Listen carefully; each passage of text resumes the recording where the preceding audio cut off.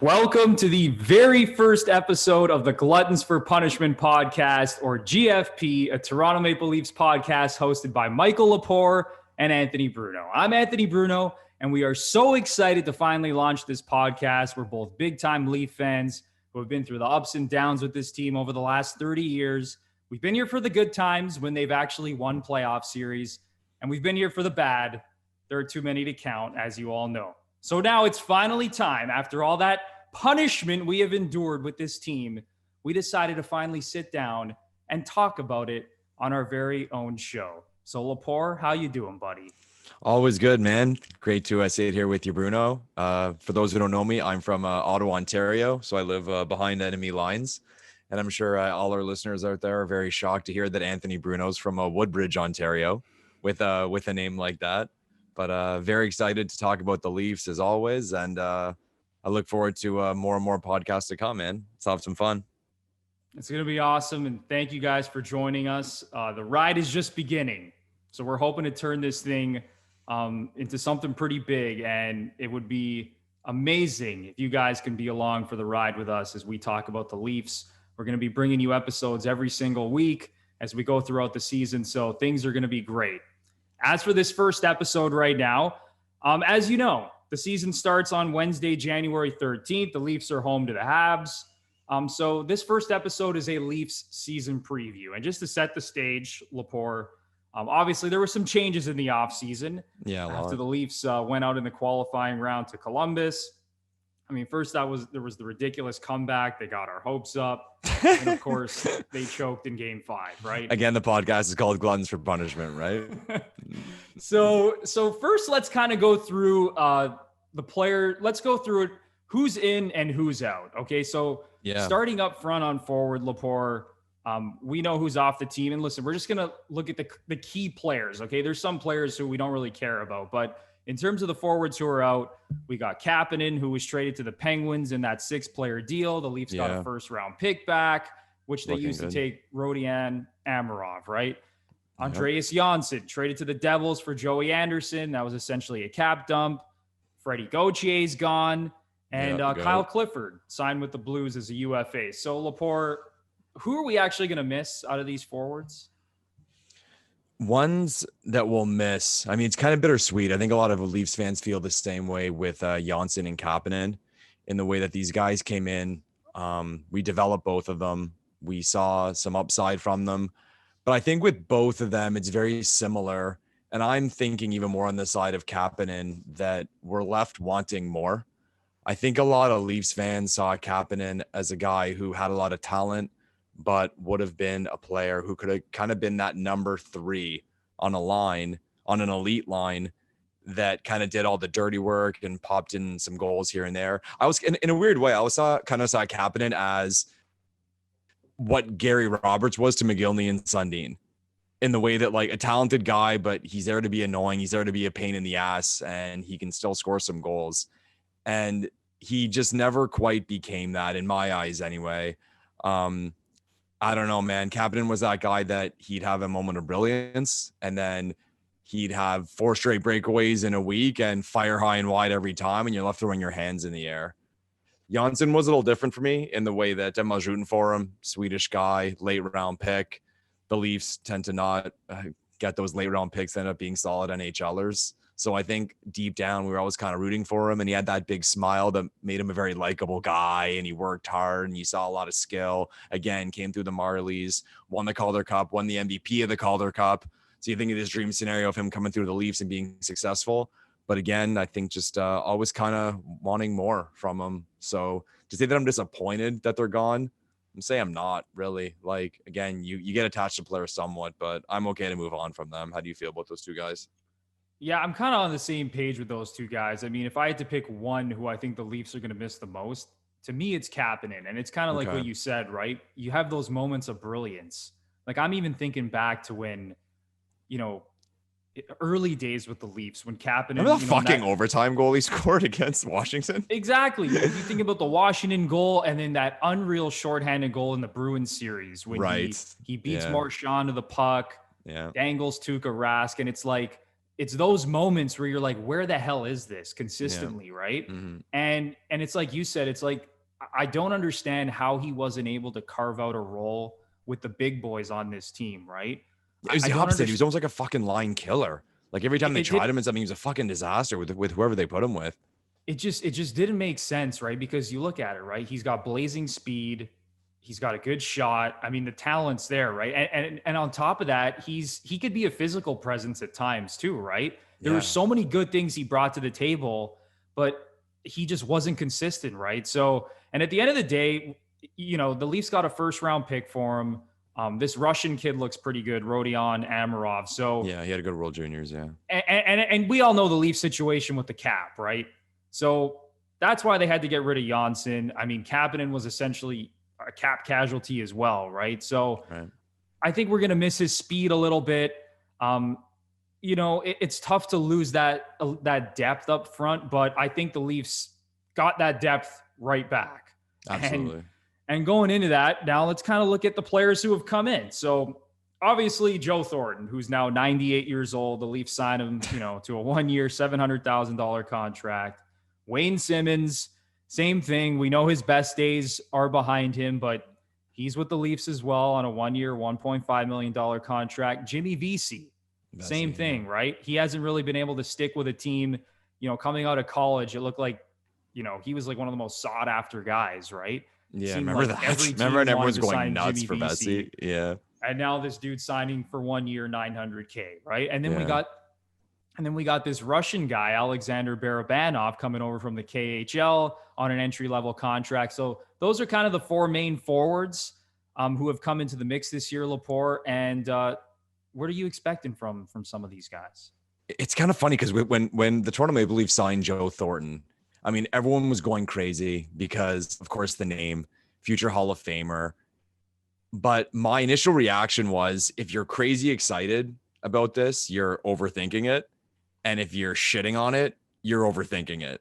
To me, I just kind of thought that Joe Thornton was coming to play on the fourth line and go off into the sunset for his amazing career as a Toronto Maple Leaf. But now he's playing with Marner and Matthews. So I was way off. So he's wide open to be criticized, to be complimented. I'm sure there's going to be a lot of takes in the next few weeks if that line stays together. I don't think it will.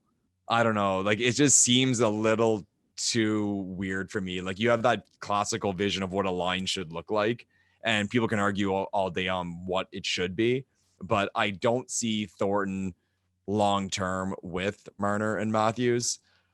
Go ahead. Yeah. Well, yeah, let's stick on Thornton for a second. Yeah. I'm on the same page with you. I think it's weird as hell. Like, fucking weird. And I know, you know, there was reports that this was kind of the selling point to him when Dubas, you know, was recruiting him and whoever else was involved in the recruitment process, that they were going to give him a chance with Marner and Matthews.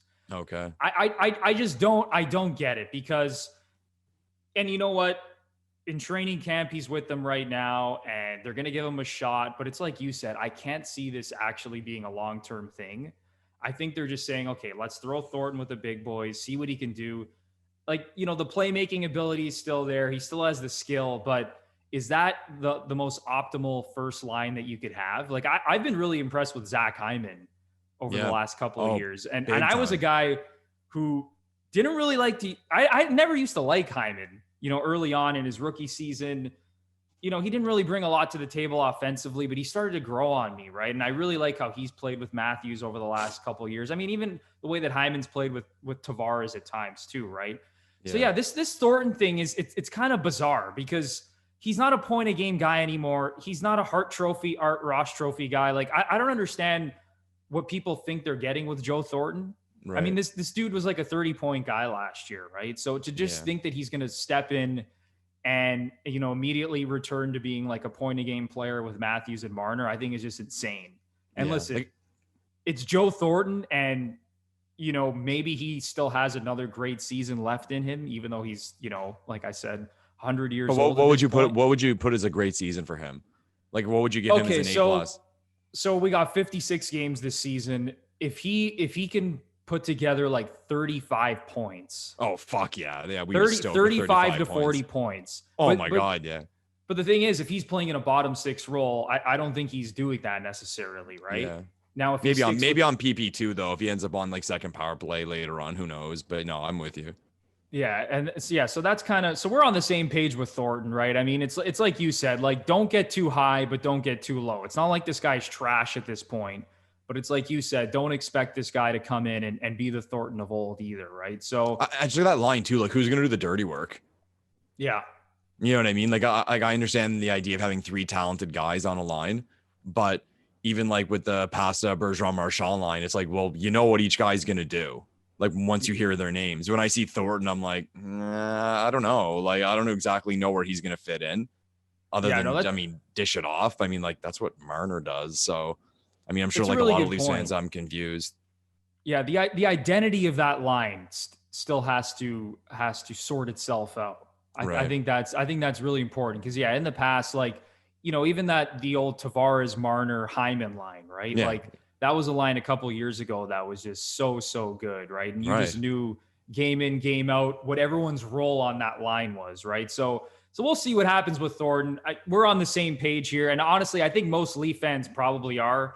There might be a couple crazy people out there that think Thornton's just going to light the world on fire. But I mean, that remains to be seen. But your thoughts on Wayne Simmonds, because this was another guy, you know, comes in, everyone, the narrative with this team is the Leafs need more grit. They need more physicality. They're soft, this and that, right? I'm so scared.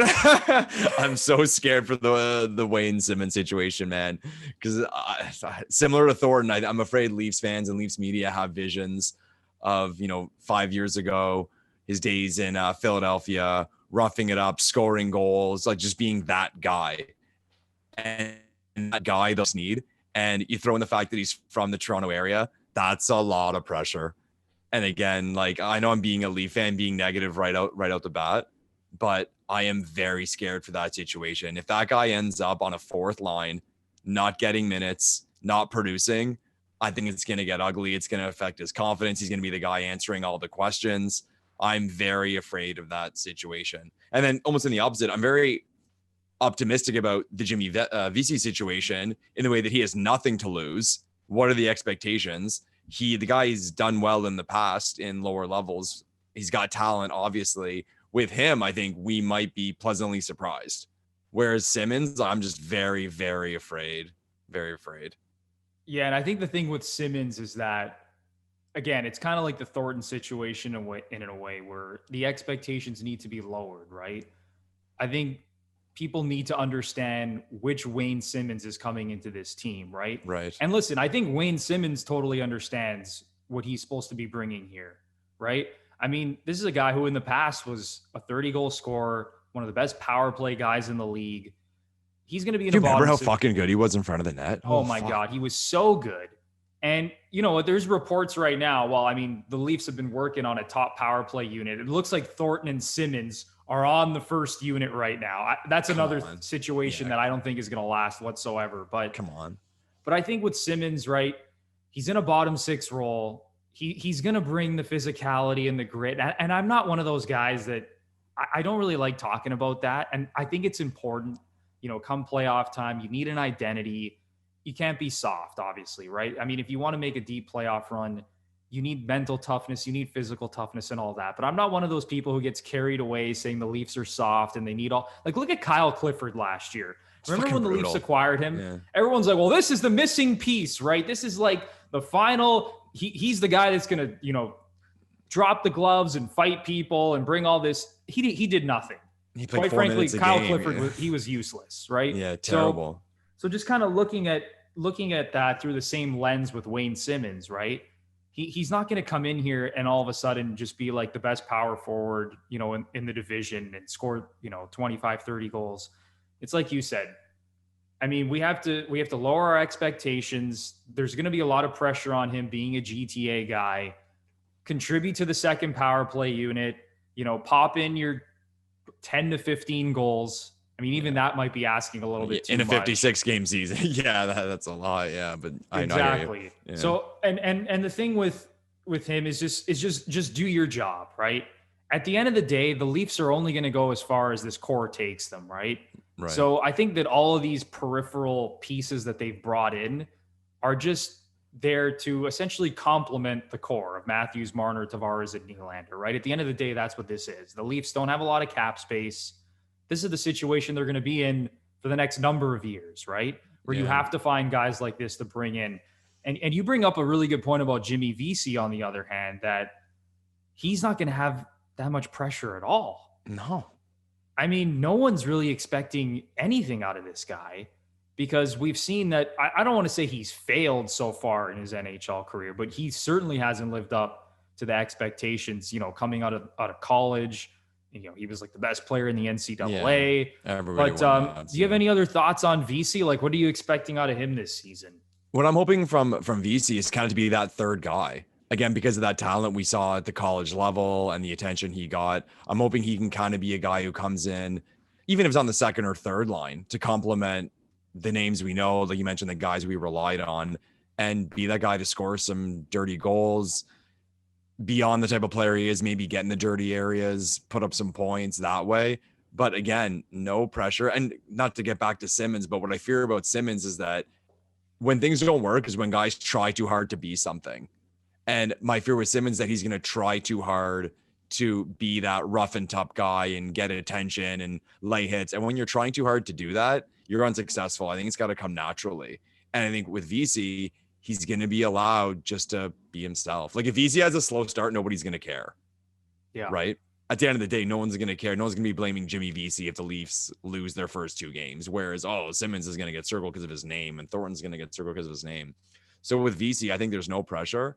And I think he's got a pretty high ceiling, and it could be one of those things where it's a nice piece that we look back on and say, you know what, that was a great signing. Or he's type of guy too, because of his talent he's shown in the past. If we have an injury, you can put him up the lineup, put him with skilled players, put him on the power play. And maybe I'm being overly optimistic at this point, because I don't think anyone can sit there and say they've seen tons of footage on Jimmy Vesey and they know exactly what he is.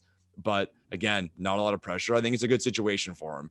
It's like, what's the worst that can happen with Jimmy Vesey is kind of how I'm seeing it. Yeah, no, we're on the same page with Vesey as well. And I think you brought up a really good point, saying that he could move up the lineup if there is an injury. And that's kind of how I'm viewing all of these pieces, really, that we've been talking about, these new forwards who have come in, right? And I know, it's like we talked about, Thornton's on the first line right now. We don't know how that's going to play out. But at the end of the day, we expect most of these guys to be in a bottom six role. And if they have to move up the lineup, they can.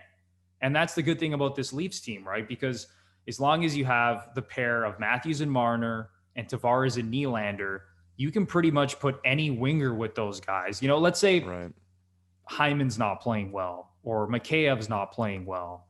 You can move Jimmy Vesey or Joe Thornton or Wayne Simmonds onto the wing on one of those lines and mix it up a little bit, right? And see if it sparks the line. And I think that's, I don't want to call it a very strong point of this team, but I'm really liking the depth that I'm seeing, that Absolutely. Guys can move up and down the lineup this season. Whereas maybe last year, the Leafs dealt with a ton of injuries last year, which really depleted their depth. But that's one thing that I'm really excited about with this team this season, is that I think that if there is a couple injuries, unlike last season, I don't think it's going to derail them.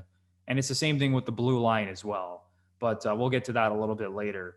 And then Lepore, I kind of want to get your thoughts also on Alexander Barabanov coming over from the KHL. Yeah. So just to give a little bit of a background on him. So he was in the KHL for 7 seasons. He won 2 championships there. Yeah. He was like a half point per game guy, 137 points in 262 games. He won Olympic gold with Russia in 2018. As we all know, NHL players were not at that tournament. But again, he's another, what seems to be a solid depth piece on this team. He's a guy. What are your thoughts? Yeah. You try not to be that guy who, when your team signs that European free agent who runs on YouTube and sees all the highlights of the player playing in the German Elite League or the Swedish Elite League or the KHL and gets all excited and starts arguing with fans of other teams about how amazing this guy is and chirping that they didn't get this guy and you did. There's no expectations. These guys are free and they come here. You hope they work out. You hope they end up being in the lineup. And it's one of those weird things. Like people forget, like people always talk about the draft. People get so excited when their team picks up an extra first or second or third round pick or a prospect. You look at the numbers, the odds of a first round pick having a career in the NHL are like 30 some odd %. So then even you remove picks out of the top 10 and it would get even worse. Then you move to the second round and it's like 25% or even less. So to get a guy for free who can potentially be in your lineup, even if it is on the third or fourth line, is amazing. Like to me, it's such an underrated thing that happens in the National Hockey League when we put all this focus on draft picks and prospects, when the percentage of their success is very low. And then a team just gets a guy, even to go on the third line, who's capable of playing in the NHL, even for a couple seasons, and cheap to boot in a cap era. Again, nothing to lose. You get this guy, and similar to the VC situation, what's the worst that can happen? And then you look at the potential. Look what Soup did last year. I mean, before he almost died when he got sliced, but this guy is impact. Like Mikheyev is impact. And if we can get that out of another Russian free agent, it's A+, man. Like, again, there's nothing to lose. Like, what is the worst that can happen? And that's when you look at management, you got to give them a round of applause because it's only positive. It's only positive. And again, if the Leafs season starts out slow or doesn't work out, no one will be circling to that deal. But if it does work out well, it's something we can circle later and say, wow, that had a big impact. Oh, yeah. I mean, again, I know we've been on the same page throughout this entire podcast so far. Yeah, we'll start arguing eventually, everyone. We will start going at each other at some point, I'm sure. But no, I mean, again, in a salary cap world, right, when you can get these European free agents, and most of them are good players, right? Because a lot of them have established themselves in Europe and they're trying to take the next step in their careers, right? And now listen, we haven't seen it pan out all the time. Like look at Zaitsev, right? That situation certainly did not pan out. But then look at Ilya Mikheyev. It's like you said, he was a real impact player last season for the Leafs. I mean, he could do a lot of things. He was good offensively. He was good on the penalty kill. He was really fast. I mean, he brought a lot to the table, and I'm sure this year he's going to have a great season as well. And, you know, it's like you said, what can go wrong? When you're signing these dudes to these entry-level contracts for $925K, right? Dudes that are coming over from Europe that want to prove themselves, that want to carve out a career in the NHL, when you don't have a lot of money to spend. I mean, this is a no-lose situation because they come in, there's no expectations. They're starting on, you know, in a bottom six role, or they're going to be a third pairing defenseman. We'll get to Mikko Lehtonen in a bit, who I'm very high on this season. Right. But it's like you said, right? Like there's no pressure on these guys. Come in, see what they can do, and they're cheap. So they got to be so happy to be here, man. Like you hear about these conditions in the KHL, and he played at a big club, so it may have been a little different. But man, like these guys, they come here, they're living the dream. It is better to live in Canada playing for the Toronto Maple Leafs than to live the life of a KHL hockey player, no matter how good you are. Yeah, and at the end of the day, that's what these guys want to do, right? They want a better life. They want to be in the best league in the world. And the Leafs, listen, you know, we're not there on a daily basis. We don't know the ins and outs of this organization, but by all accounts, they are the top organization in the league, just in terms of how people speak about them, right? Just the way that they treat their players and things medical like that. Facilities, all that stuff. Exactly. And all that type of stuff. We know the financial resources this team has, right? And I think that's very attractive to a lot of these free agents, especially these European guys. And I think that these players now understand that, right? That's why you're seeing a lot of the times these guys from the KHL have the Leafs on top of their list, right? Because they understand, you know, the organization that they're moving into, right? So I think that gives the Leafs a huge advantage. And you know, it's like I just said, I think that's why they've been right at the top of the list of a lot of these guys over the last few years. And it's like, all you're doing essentially is throwing darts, right? You throw a dart at Zaitsev, you throw a dart at Mikheyev, you throw a dart at Barabanov and Mikko Lehtonen. And if one or two of these guys hit Lepore, then it's gravy from there, right? Because again, you already have the core established. You're just adding to it on the fringes here, right? That's essentially all this team is doing at this point. So, all right. So that kind of wraps up, you know, what happened up front with this team, right? So, yeah. Now let's get to the fun part of the Toronto Maple Leafs. Yeah. Here we go. So Lepore, I mean, every Leaf fan knows this. This team has struggled defensively now for a number of years, okay? The strong point of this team for essentially from the beginning of the Matthews era has been offense. This team can light the lamp pretty much as good as any team in the league. Offensively, they're fantastic. But on the back end, my goodness, there's been some times where I'm just shaking my head at this team. I was going to say, for those listening and not watching on YouTube, I'm shaking my head right now. I mean, there's just been some brutal moments with this team. There's been some good moments too. I don't want to totally shit on the Leafs defense, but for the most part, I'm okay shitting on the Leafs defense. It has been below average. Okay. So now let's look at what happened with the D-core in the offseason. Okay. Yeah, so the two big names on their way out, obviously Tyson Barrie signing with the Oilers on a 1-year deal, and Cody Ceci, who somehow got a contract from the Pittsburgh Penguins for 1 year and 1.25. So Lepore, yeah, I need to hear it, buddy. What are your thoughts on losing these two guys? I don't know who to start with first. We'll start with Barrie. So Barrie comes in, and what's hilarious, and I think a lot of Leafs fans have forgotten, or even hockey fans in general have forgotten, is that one of the big stories when Barrie came to the Leafs was that this guy is going to want to re-sign for 8 times 8, and the Leafs are not going to be able to afford him, and the Leafs are fucked because, what are they going to do with this guy after? They already have cap problems. I mean, my fire back to that was, okay, so our big problem is that this guy's going to be too good. And the problem was definitely not that this guy was too good. Now, Barrie, like everyone knows, fell victim to the Mike Babcock situation. And if you look at his numbers after Babcock was let go, he was actually quite good, at least offensively. But not to oversimplify it, but it was just never a good fit. I don't know if we just couldn't find the right partner for him, or he just never felt happy being a Toronto Maple Leaf. There was rumors early on that he wanted to trade out. It didn't work out from the beginning, and we knew that it wasn't going to work out pretty quickly.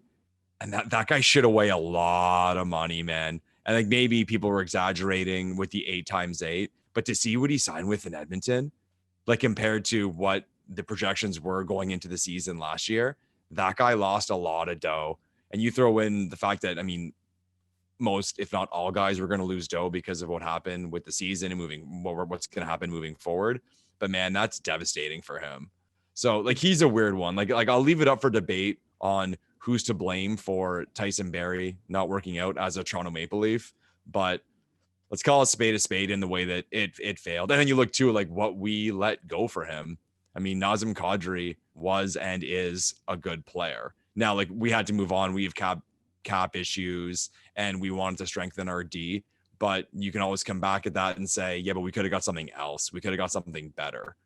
Now, I mean, it's come to the forefront that TJ Brodie was the original plan and Kadri wouldn't accept that trade. So at least we know the Leafs did try to do that. But just Tyson Barrie altogether, I think it's going to be one of those ones. I don't know about you, but in 5-10 years, it'll be that, remember when we had Tyson Barrie?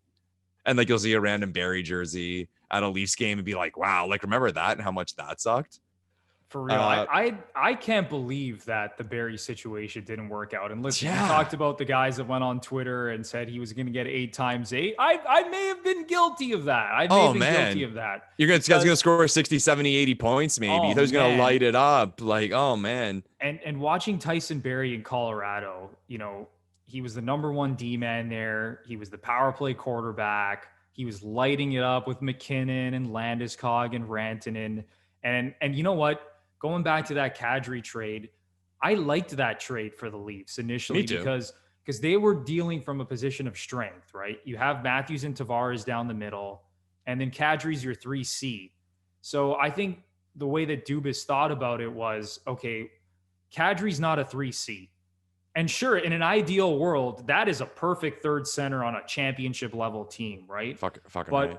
The Leafs were trying to obviously upgrade the defense core and get better on the back end, right? So I think Dubas said, okay, we're going to deal away our third center. We're going to get Tyson Barrie, who's proved to be one of the top 10 offensive D-men in the league for, a good 4 to 5 year stretch there with Colorado.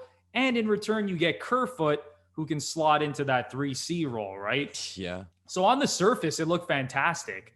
And then it's like you said, right? You look at his numbers in Colorado and you're like, man, this dude is going to make a ton of money in free agency. And just to see how it all went downhill. And again, I don't know who exactly, to blame in this situation. I think everyone sort of deserves blame. You look at Babcock, you could look at Tyson Barrie. He was just never comfortable. He was never comfortable. That's a good word, I think. Comfortable. Yeah, that's a good word. It almost kind of reminds me of, I'm going to jump to another sport here, but Troy Tulowitzki when he came to the Blue Jays, right? It's like he comes over, he was a former like perennial MVP contender, one of the best shortstops in baseball, comes to the Blue Jays, and it's like, what the hell just happened, right? Mm-hmm. So, there's so many things we can look at with Tyson Barrie, and I think he's going to have a big bounce back season with Edmonton. I think that was a very savvy decision of his to go play with Connor McDavid and Leon Draisaitl and run that first power play unit. But yeah, it was a lot of second assists. Yeah, exactly. And I'm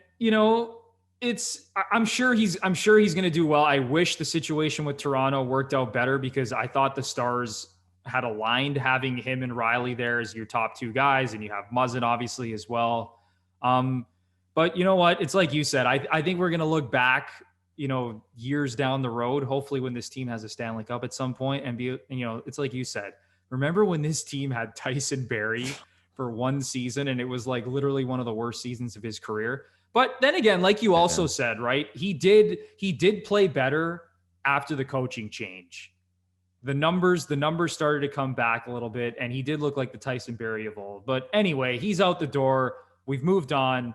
TJ Brodie's in the fold now. But before we get to those new guys, Lepore. Yeah. You know what's coming next here, right? Yeah, I need your thoughts on Cody Ceci's time as a Maple Leaf. I need to hear it. I don't want to spend too much time on this because I don't consider myself a negative person. But Cody Ceci was a fucking disaster. When certain things happen in, not even just in sports, but in life, and they confuse you, but you give people credit because you're like, yeah, there's got to be something I don't know. Or like you're trying to justify it in your brain and they know more than me and there's got to be a reason for this. That was my reaction when the Leafs picked up Ceci. I thought, okay, they're going to try to flip him quick, or there's something they see in him, they can put him with someone. And no, they were wrong. It was all wrong from the beginning. He never fit.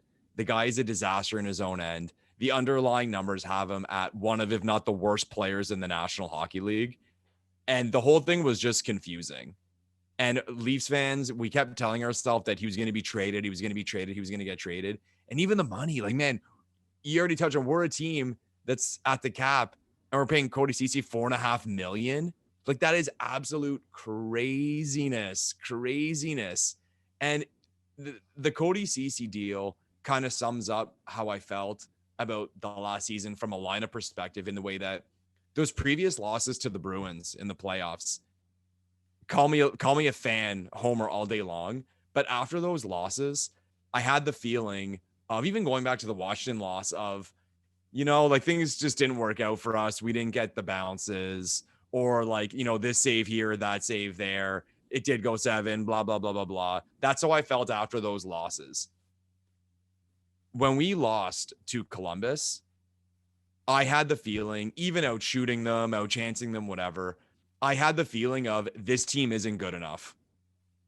I didn't have that same kick in the gut feeling when we lost to the Bruins twice. But against Columbus, I looked at the lineup and I saw a lineup that had Cody Ceci and others, but Cody Ceci we're talking about right now. This team is not good enough. And that is why, if there was a benefit to that season ending, it was to see that cap space open up, and hopefully we'll never have to discuss that ever again. It was kind of my take on it. You pretty much took the words out of my mouth again. I mean, I think it was a complete fucking shit show, the Cody Ceci era. And, just thinking back to that Blue Jacket series, it was quite frankly, it was just sad. Okay. When Muzzin went down, just to see that blue line, and listen, the blue line and just the team defense in that series was actually pretty solid. It was. But it's just kind of crazy because because any team that would lose, like let's say you look at like a really good team, right? If they were to lose a Jake Muzzin, they'd be fine. Yeah. It's like, it sucks, but they'll work it out. Yeah, it'll be fine. But it's like the Leafs lost Jake Muzzin, and then you're looking at the depth on the blue line, and you're like, okay, you got Morgan Rielly, Tyson Barrie, who we talked about, who was just kind of out of sync, and then like Cody Ceci. Yeah, and those minutes have to go somewhere, and like you look around, like those minutes are not going to spread well. Yeah. And it was just crazy. I don't understand what this Leafs front office saw in Cody Ceci. I don't know why they had the confidence in him to play him on the top pair with Morgan Rielly. And I understand the whole left shot, right shot thing, but to trot that guy out there for 21, 22 minutes a night on the top pair, to me, it just made absolutely no sense. Okay. And I don't know what Dubas, there was times where Dubas came out and he would say, but you know what? The underlying numbers actually do show that Cody Ceci is actually a good player. Yeah. But I'm sorry. I'm a stats guy. I love my analytics. I look into those things. It influences, a lot of my decisions in the way that I think about hockey. But I mean, at the end of the day, just watch the dude play. Yeah, no. And I hate to be the guy who says, watch the games.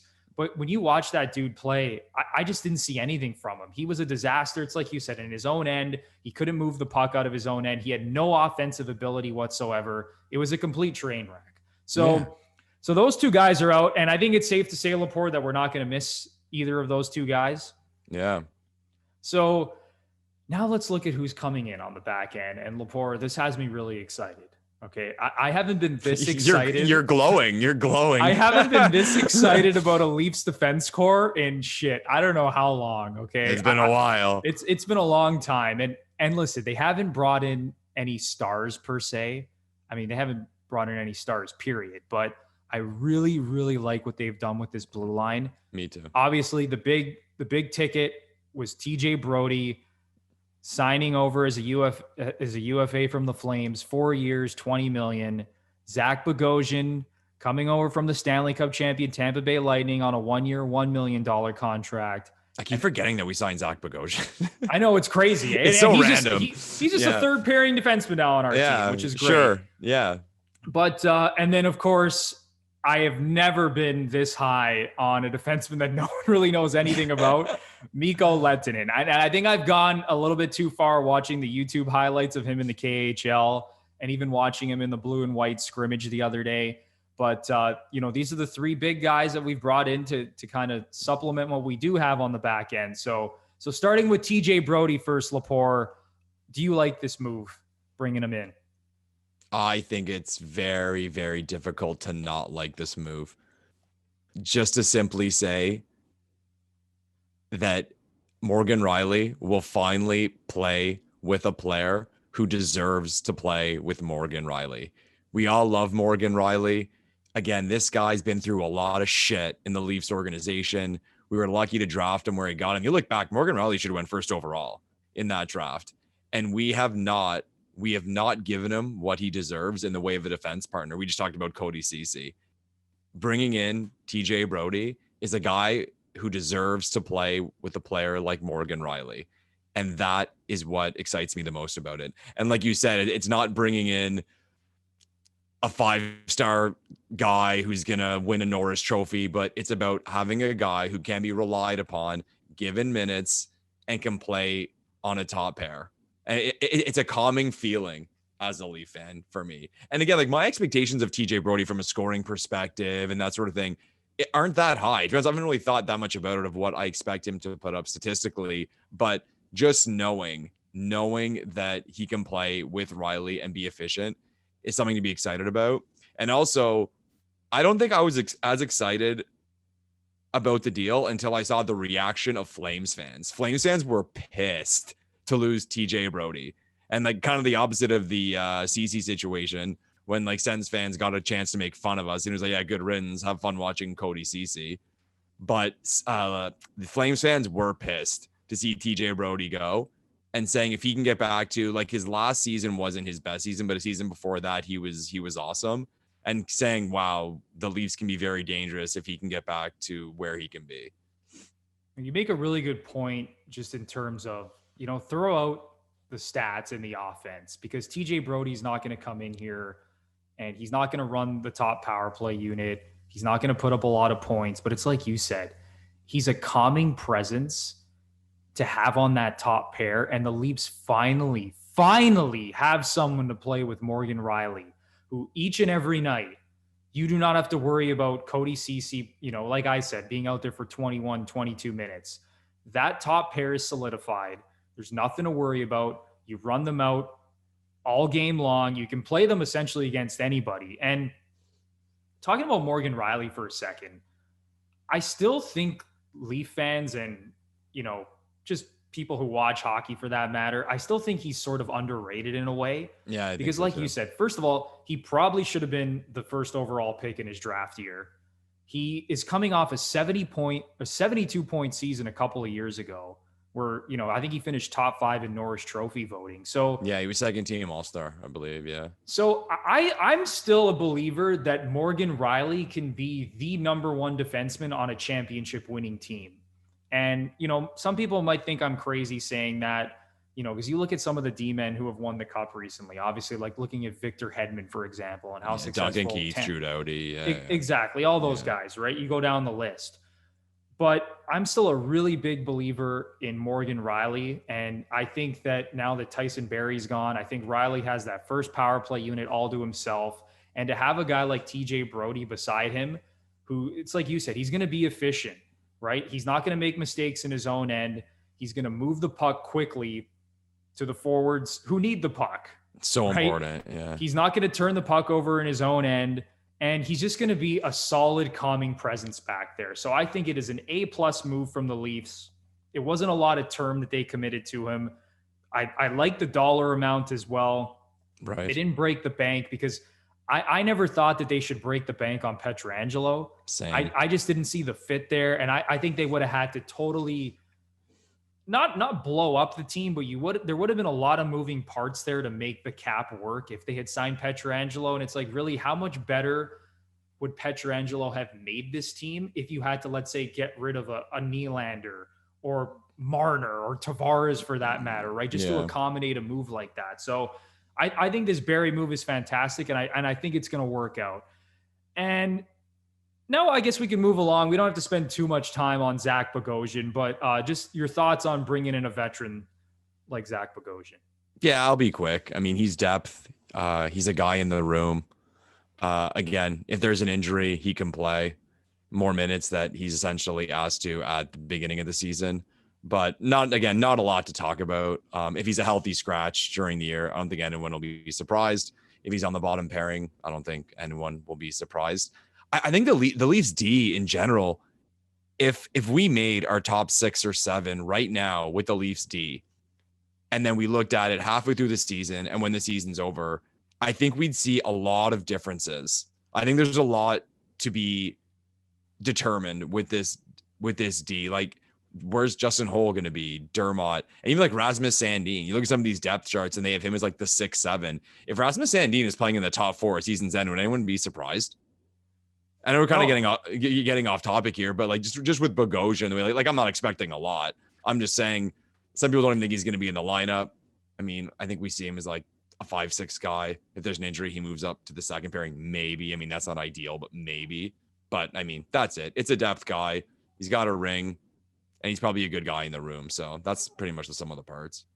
Yeah, I'm kind of looking at the Bogosian move in the same way. And to me, I think it's more you just take those minutes away from Martin Marincin because I mean, you want to, we talked about Cody Ceci and how oh my god, that's another one. I mean, Jesus, we can have an entire podcast on how horrific Martin Marincin is. So you take away minutes from him on that bottom pair, and you have Zach Bogosian.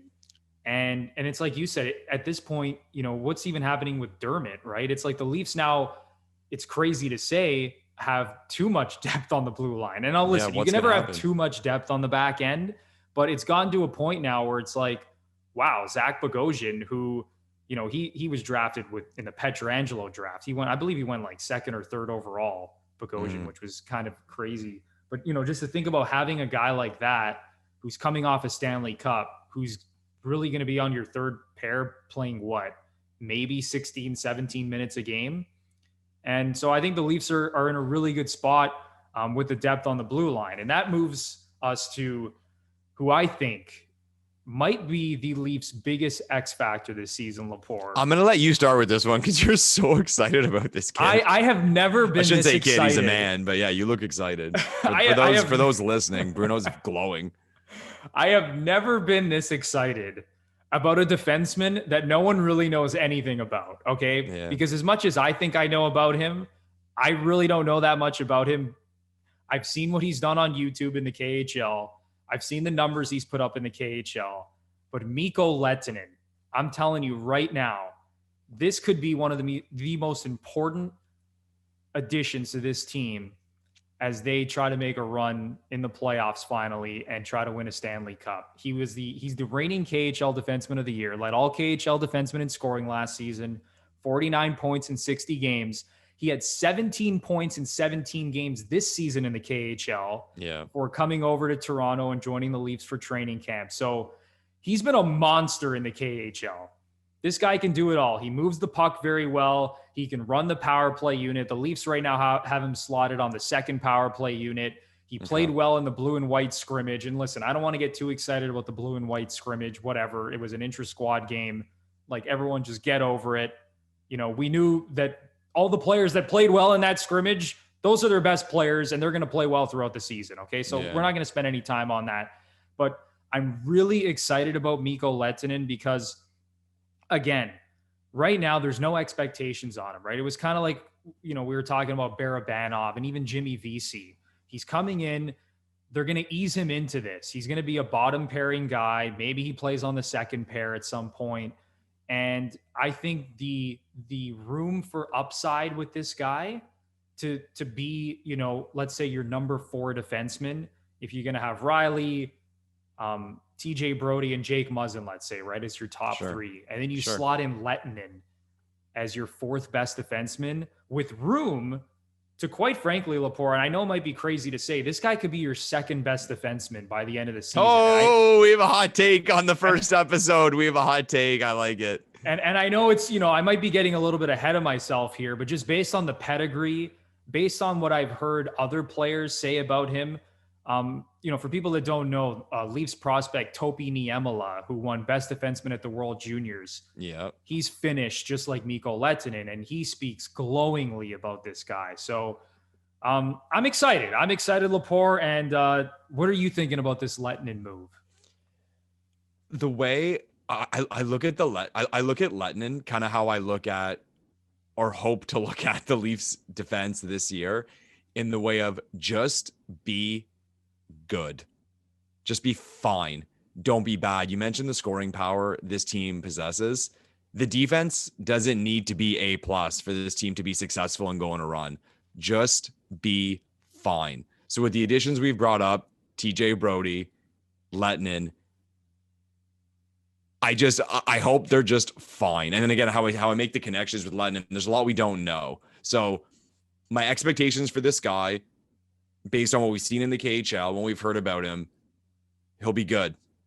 He'll be a good, nice player. That's my expectation of him. So if he can do that, I'll be blown away by this deal. To get a guy for that cheap, again, for free. It's hard to get players, even at the bottom of your lineup, for free, for nothing, who can be regulars in the NHL. If this guy can be a second pairing defenseman for free, just coming over and play for the Toronto Maple Leafs, it's an A+ move. In terms of, like, again, a point statistics point of view, I don't really have exact expectations or things in my head of where I picture him ending up.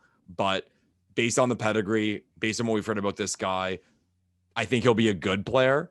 And being a good player is exactly what the Toronto Maple Leafs need right now.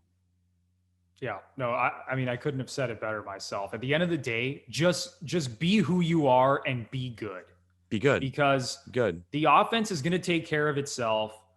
I would like to believe the goaltending is going to take care of itself. Now, with Jack Campbell as the full-time backup, we don't have that horror show of Michael Hutchinson anymore. I mean, I know he's back in the organization. Yeah, but cleared waivers, by the way, the other day, yeah. Okay, but yeah, I mean, So I'm fine. I'm fine with the decor right now because it's like we were just talking about, right? Just do your job, be good. The offense is going to take care of itself. All this Leafs team really needs to do is be a middle of the road to above average defensive team, and they should have a really good season. I've made the argument like for years, like people look at the Leafs D and they throw out they compare the Leafs D to certain other teams. And they'll say, well, if the Leafs had so-and-so's D-core, I'm like, and they'll mention players. And I say, if the Leafs had that team's D-core, they'd go 82-0. That team doesn't have the Leafs forwards. Like, if we live in a cap world, like you can't have it all. And you can argue about balance, where that money should go and this and that. But where the Leafs forwards are, with the Leafs D, just don't blow it is essentially what the fans want to see. We don't want to see a decor that's going to blow it for us. And again, like you mentioned the depth, like I mentioned Rasmus Sandin. Let's go back a year. We had Rasmus Sandin slotted where? We thought this guy was in, like this guy's in the lineup now. Who knows? Timothy Liljegren. I don't even know where to put this kid now. Like what's going to happen? Even like we say, maybe Calle Rosen can make the team. No, like Calle Rosen will not be a Toronto Maple Leaf this season. I can fairly confidently say that.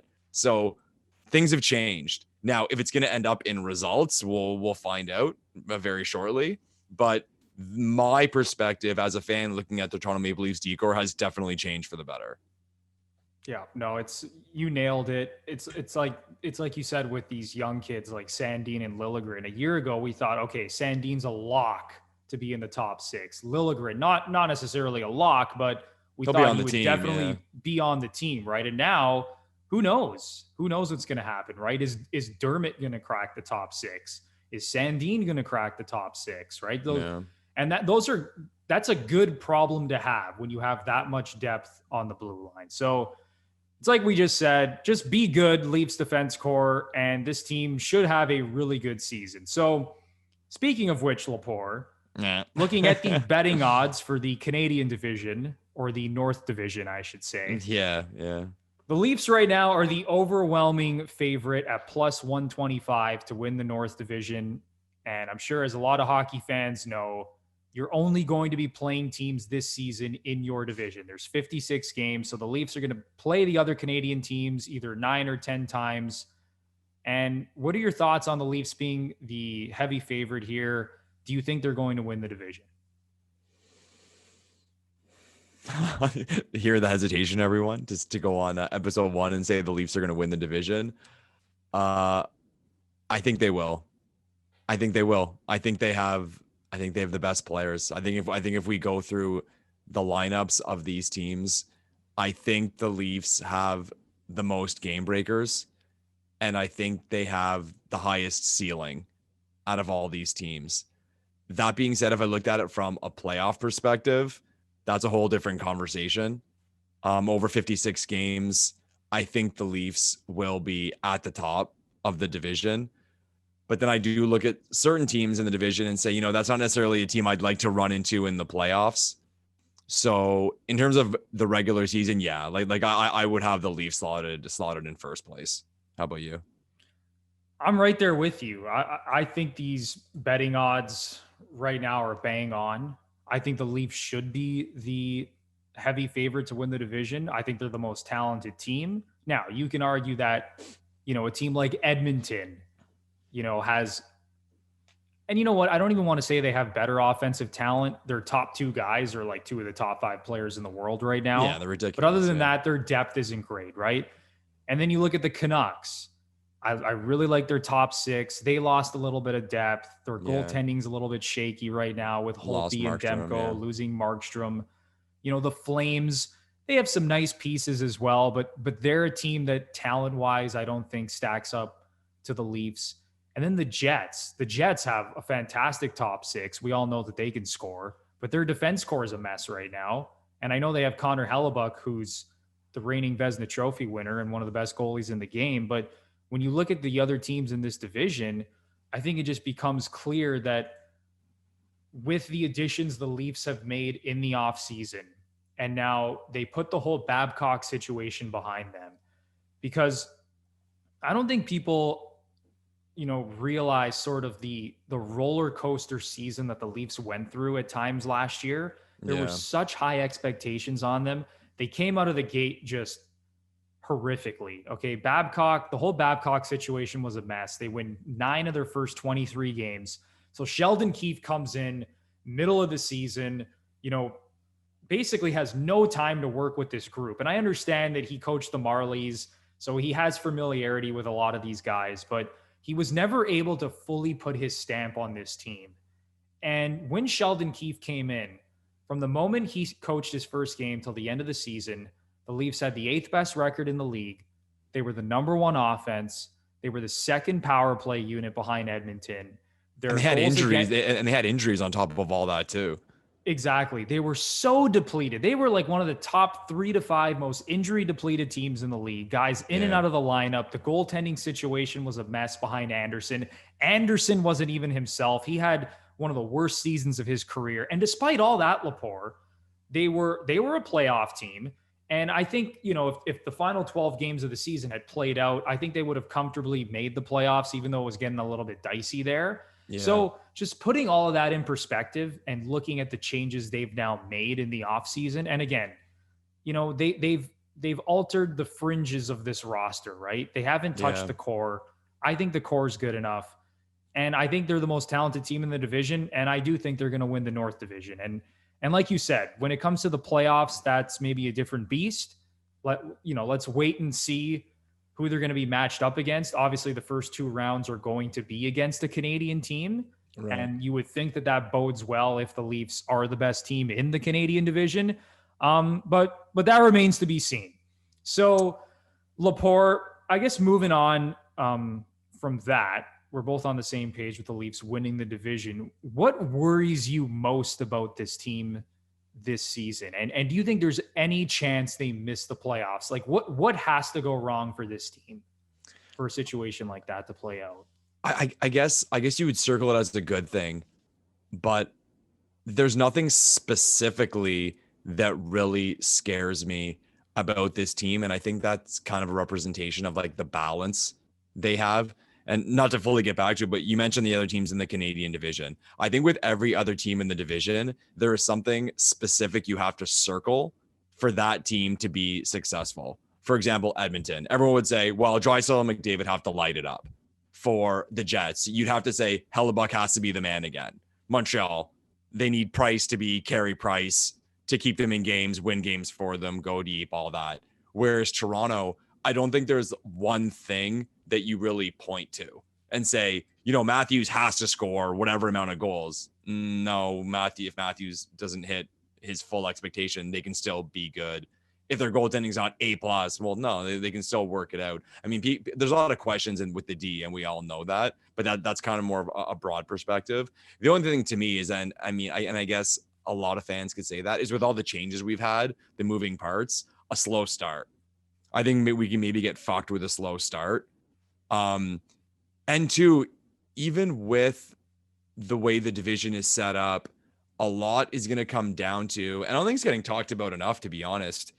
There's going to be, each division is going to have 1 or 2 really bad teams.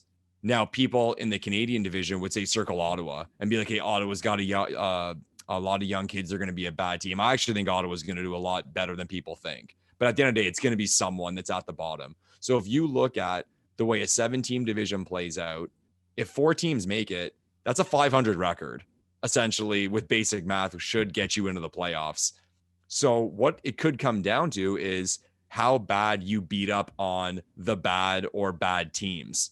So if you play the worst team in your division 8 times and you go 6-2 against that team, you're in the playoffs. Like, you go 500 the rest of the way, you're in the playoffs. And in the past, the Leafs have not been the best team against the teams they should beat. So that's something that scares me a bit, that we could look at the end of the year and point to the worst team in the Canadian division and say the Leafs went 500 against them, lost a couple of shootouts, and they should have more points than they should have. Or, oh man, they could have been first or had home ice advantage even in second, but now they're third because they lost these games. near the end of the season to this team they should have beat, just being the Toronto Maple Leafs, and Leafs fans know what I mean by that. Like, I kind of have a fear in that, but I mean, that all being said, I guess maybe any fan who's negative on their team and been through a lot can say that. But for me, yeah, it's just a fear of a slow start with all the changes and the history of this team to kind of put the nail in the coffin against bad teams and just go on the road or whatever and get points, or even at home for that matter. Saturday night, Hockey Night in Canada, you're playing a bad team. The bad team they're playing scores in 30 seconds. And now we're chasing a game. Just get those points. Get those points you're supposed to get. As for missing the playoffs, like, I can't really see that. Again, like 7 teams, 4 teams get in. You should go about 500. I can't. That would be a disaster. Like heads are rolling if this team misses the playoffs. Oh yeah, if they miss the playoffs in this division this season with the team they have assembled, it's a stone disaster. I mean, everyone's head's on the chopping block. Dubas's head is on the chopping block. I don't think it's going to get there whatsoever. And it's like you said, beat the teams you're supposed to beat in this division, right? And yeah, I know Ottawa. They had a really good offseason, and I like the team. I like the team that they're assembling there, and some of the young players they have. But that's a team that most likely is going to finish at the bottom of this division, right? So don't screw around and go, 5-4 against Ottawa or 4-5. I mean, that's a team you gotta punish, right? Those are the teams that you got to go 7-2, 8-2 against, right? So I'm kind of on the same page with you there that really, barring a disaster and maybe barring, a devastating injury to one of the top players, I mean, I don't think there's any chance this team misses the playoffs. Now, if they do suffer injuries like they did last season, maybe they don't win the division, but I still think they're certainly a top 4 team. So we're both on the same page there, Lepore, which is, I guess, good or bad, depending on how you're looking at the entertainment value of this podcast. Once there's games, I'm sure we'll disagree. Yeah, once there's games, we'll have stuff to fight about.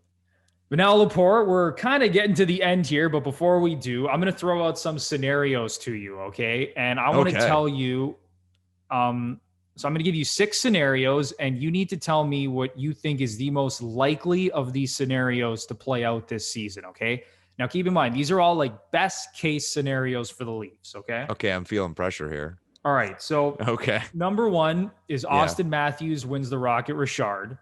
Okay. Number 2, Matthews wins the Hart. Okay. Number 3, Morgan Riley wins the Norris. Okay. Number 4, Mitch Marner leads the league in scoring, winning the Art Ross. Number 5, Sheldon Keefe wins the Jack Adams as Coach of the Year. And number 6, the Leafs finish with the best record in the regular season and win the President's Trophy. So if you had to pick one of those 6 that's most likely to play out, which one would you pick? Okay, well, I'm going to start with 2 things that I would not want to happen. We'll start it that way.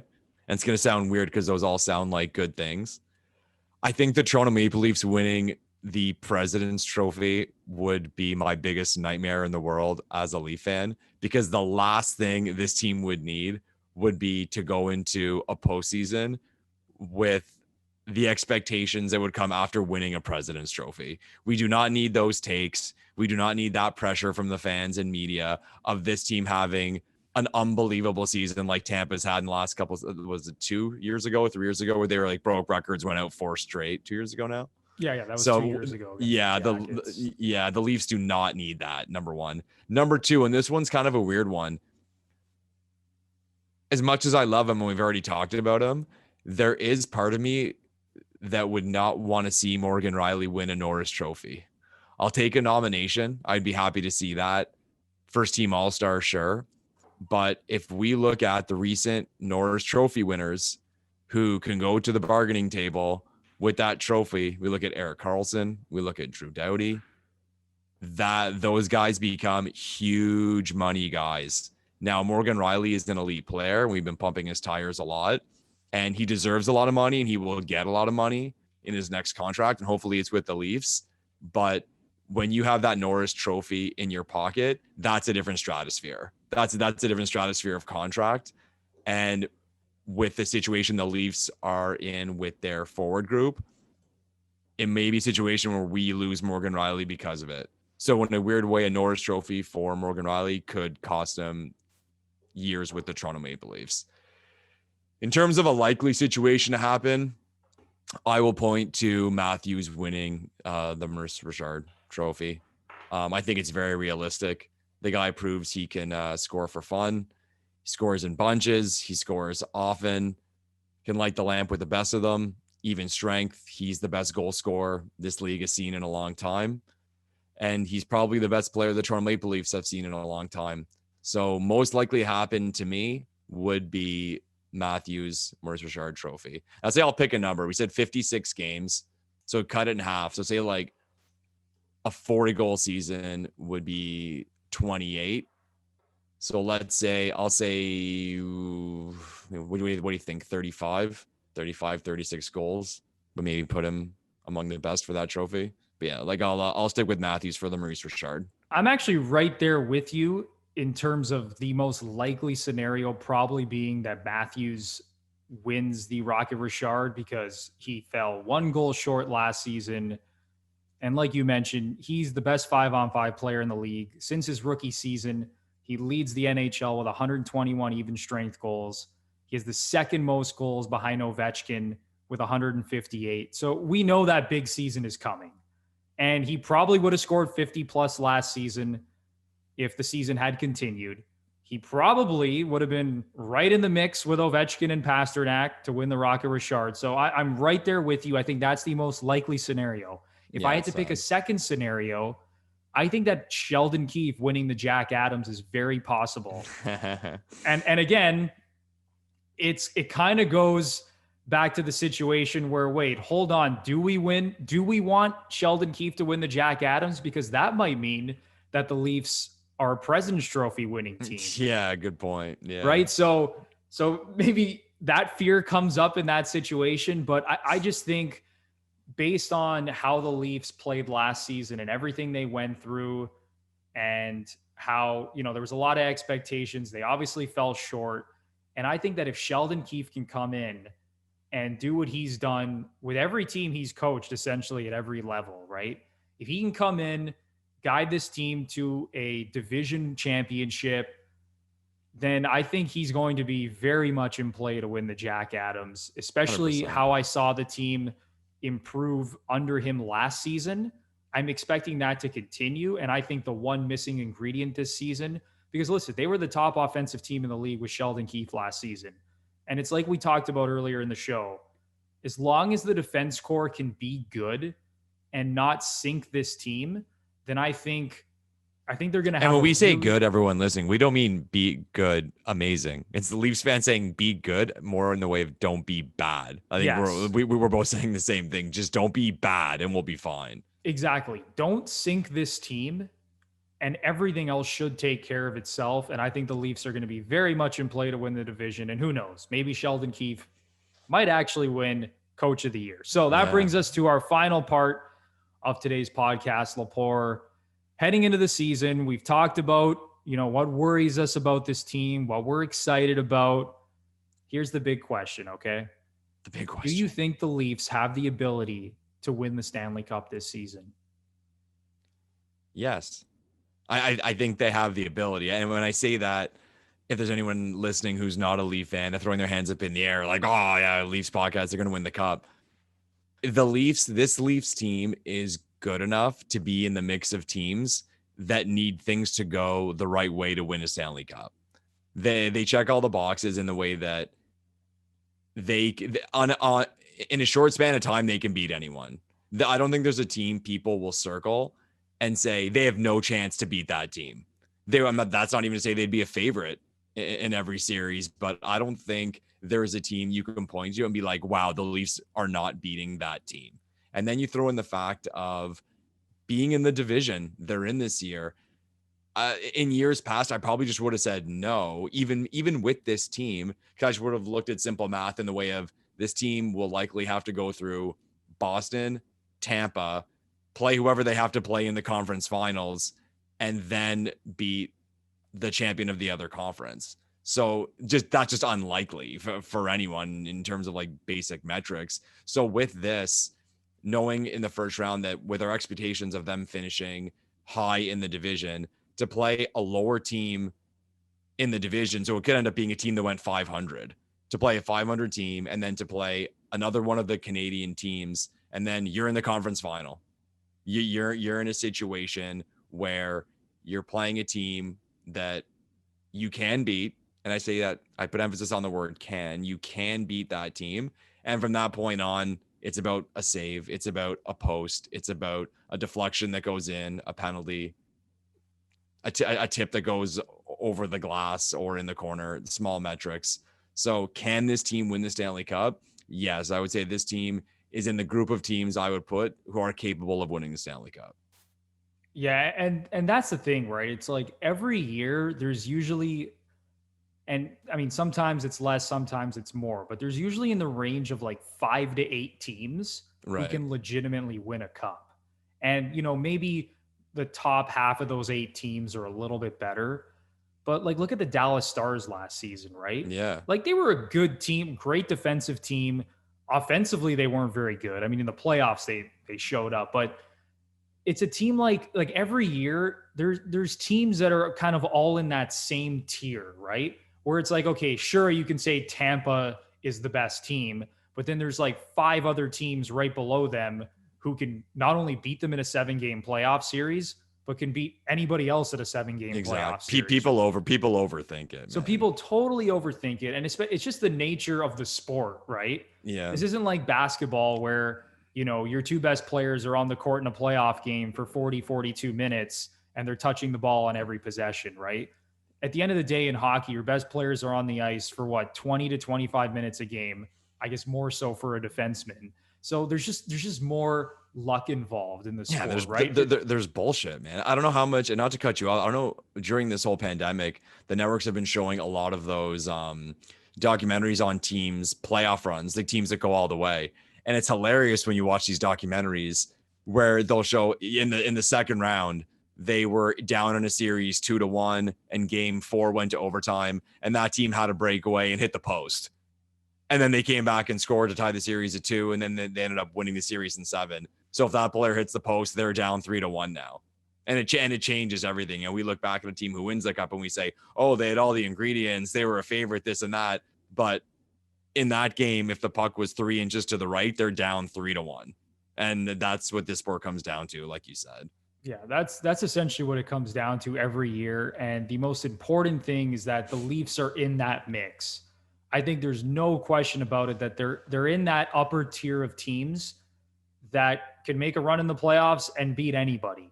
Right now, it's going to come down to who the matchups are come playoff time. There might be a team the Leafs don't necessarily match up great against. But another point you mentioned about the division situation, I think that's another thing helping the Leafs this season, right? It's not like in the past where, you know, round 1 you're playing Boston and round 2 you're playing Tampa.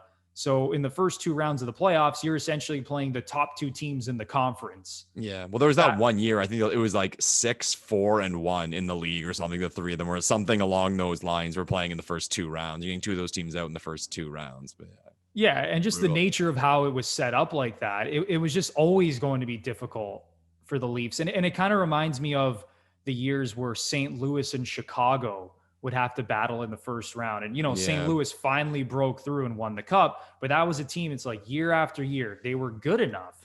They had the talent, but when you're running into a team like Chicago in the first round of the playoffs, you know, you're going to lose that 50% of the time, right? That's just what it comes down to.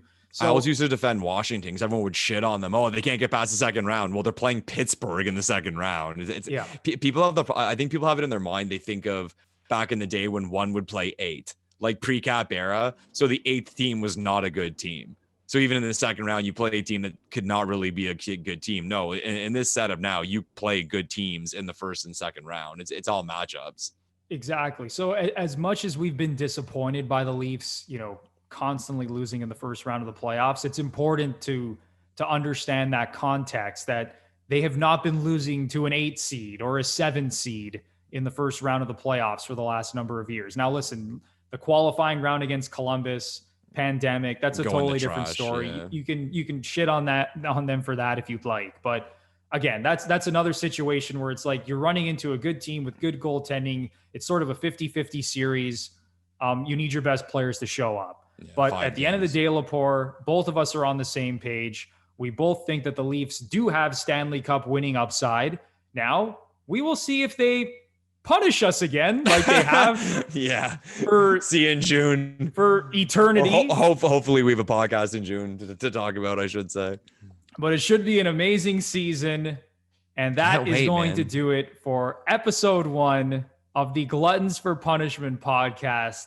Thank you so much for listening, for watching us on YouTube. We hope that you stay along for the ride for the rest of the season.